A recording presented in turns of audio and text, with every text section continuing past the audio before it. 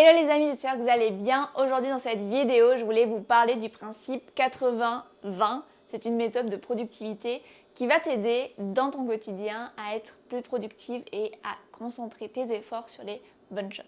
C'est parti. Avant de commencer, rapide présentation, moi c'est Mélanie, je suis coach business et j'accompagne les femmes qui souhaitent se lancer ou qui viennent de se lancer dans leur business à structurer, développer et un jour vivre de leur business et surtout de manière alignée. Si tu as envie d'en savoir plus, n'hésite pas à m'envoyer un message sur mon Instagram en privé et puis on pourra en discuter si tu as besoin. C'est parti.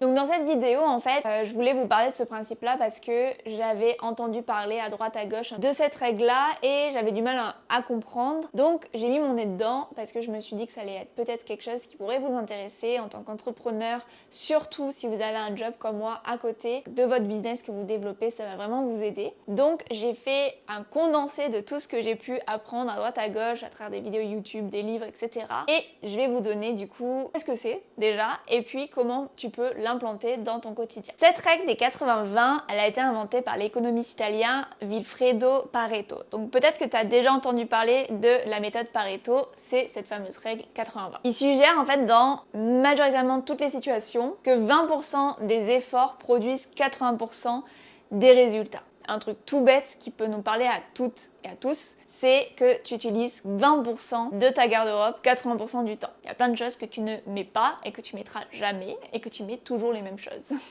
C'est le même principe. Donc, avant de te donner tous mes conseils pour implanter ça dans ton quotidien, c'est de comprendre et de mettre dans ta tête, comme moi j'ai mis dans la mienne, de comprendre que l'arrêt 80-20, c'est 20% de tes tâches qui vont produire 80% de tes résultats.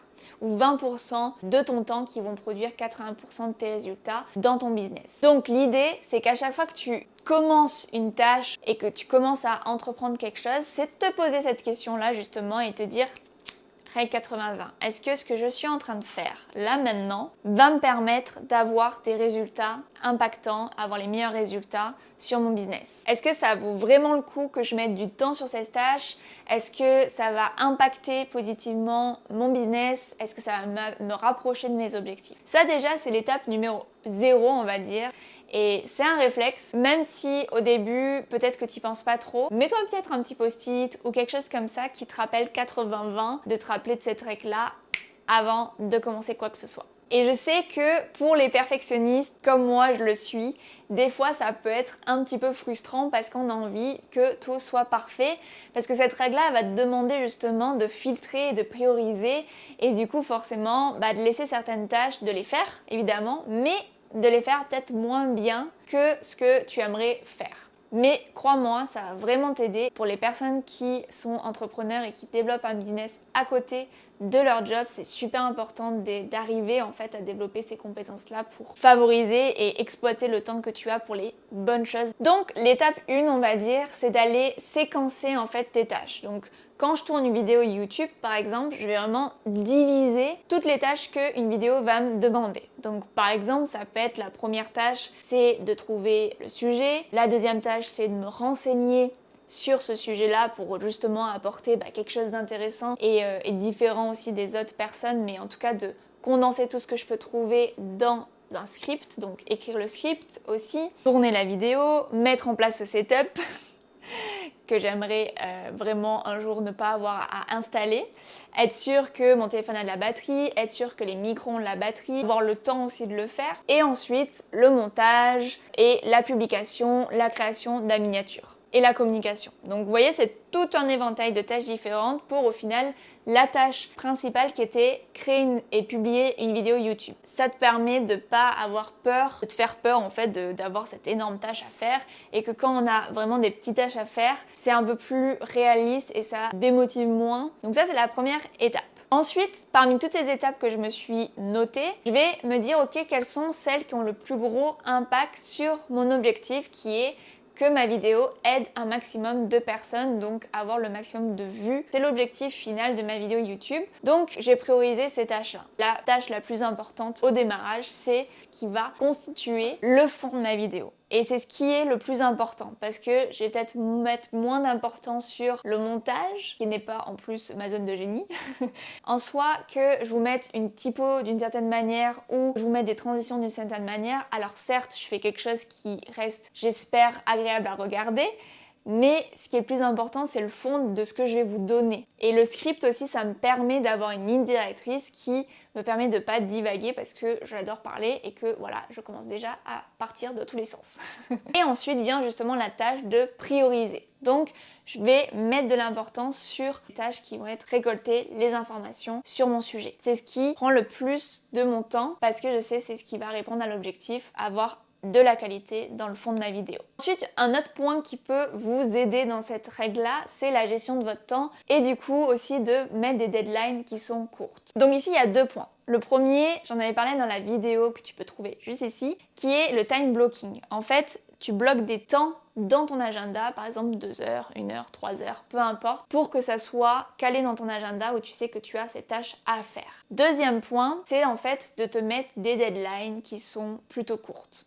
Pourquoi? Parce que finalement, quand t'as pas trop le temps, pas avoir le temps d'aller chercher le parfait montage, la parfaite typo, les petites animations qu'il faut, etc. Si t'as pas le temps, tu vas aller droit à l'essentiel, ce qui marche est important. Alors je sais que tout le monde ne fonctionne pas sur l'urgence, mais pour ma part, le fait d'avoir une vidéo par semaine tous les mercredis, je sais que 3 jours pour faire le montage de ma vidéo, la miniature et le texte. Si j'ai plus, bah en fait, je vais prendre mon temps et je vais le faire à la dernière minute. Je pense que ça nous arrive à tous d'ailleurs. Quand tu vas vouloir implanter cette règle aussi, c'est bien si tu vas chercher aussi une optimisation du processus. C'est-à-dire utiliser des automatisations, par exemple de tes mails, de tes notifications, des choses comme ça, qui vont t'aider à gagner du temps. Parce que l'idée, c'est ça, c'est de venir gagner du temps et de focaliser sur l'essentiel. Et la deuxième chose que ça permet, c'est aussi de ne pas être distraite par des choses comme par exemple, tu es en train de faire une tâche et tu as des notifications de la super youtubeuse que tu adores, Mel Sunshine, qui vient de publier une vidéo et que tu as trop envie d'aller la voir et du coup tu passes 15 minutes à l'écouter parler. Donc ça par exemple, ça te désoriente de ton focus sur cette tâche qui est vraiment importante, même si ça reste important de te former en écoutant mes super vidéos. C'est important que tu fasses ta tâche en priorité. Et pour ça, le livre la 25e heure, je le mettrai en description. Il est vraiment bien, c'est un livre très court, mais c'est une boîte à outils où tu vas justement trouver des applications. Ensuite, en tant qu'entrepreneur qui avons un job, on n'a pas beaucoup de temps et l'idée c'est aussi d'avoir un équilibre sur ta vie pro et ta vie perso et aussi sur ton énergie. Parce que l'idée c'est que forcément tu aies une énergie qui soit assez haute pour te focaliser sur les tâches qui sont les plus importantes pour ton business. Donc c'est important aussi de faire des pauses. Et pour ça, c'est de venir par exemple faire des pauses en utilisant la technique Pomodoro qui est une très bonne technique qui te permet d'avoir des cycles où tu travailles pendant 25 minutes et des cycles où tu fais des vraies pauses. Donc des vraies pauses où tu vas marcher, tu vas prendre un café avec des amis. Vraiment, tu coupes. C'est pas juste aller sur ton Instagram et regarder ce que la dernière personne a parlé d'un business. C'est vraiment te couper complètement de ce que tu es en train de faire pour revenir beaucoup plus en forme. Donc ça, c'est une des techniques que tu peux utiliser. Et dernier point, c'est que tu vas faire face à des moments qui vont être imprévisibles. Tout ne va pas se passer comme tu vas le projeter, le penser. Donc, il y a cette aptitude aussi à développer, c'est de venir être flexible, à venir ajuster au final en fonction de ce qui se passe. Voilà, donc n'oubliez pas surtout d'apporter toujours, de mettre du plaisir dans ce que vous faites évidemment. S'il y a des tâches qui vous prennent du temps, qui n'ont pas forcément un énorme impact sur votre business mais que vous adorez faire ça, continuez quand même à les faire. La seule chose c'est de trouver la balance, l'équilibre entre ces moments-là et votre business. Si vous avez le temps de le faire, faites-le parce que c'est important de comprendre et c'est ce que j'ai envie de vous transmettre aussi à travers mes vidéos, mes coachings, c'est que le travail n'a pas besoin d'être forcément difficile dans le sens où c'est pas une torture de travailler, ok?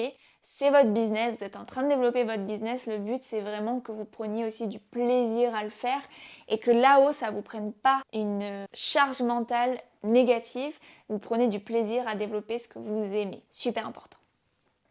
business aligné. En tout cas, j'ai hâte d'avoir vos retours en commentaire si vous avez apprécié cette méthode, si vous l'avez essayé dans votre quotidien, si vous l'avez déjà essayé auparavant. Ça m'intéresse de vous lire, j'aime toujours avoir vos retours. Et en attendant, si vous avez aimé la vidéo, n'hésitez pas à mettre un petit like. Ça m'aide, ça aide la chaîne et ça me permet de continuer aussi à vous donner tous ces tips.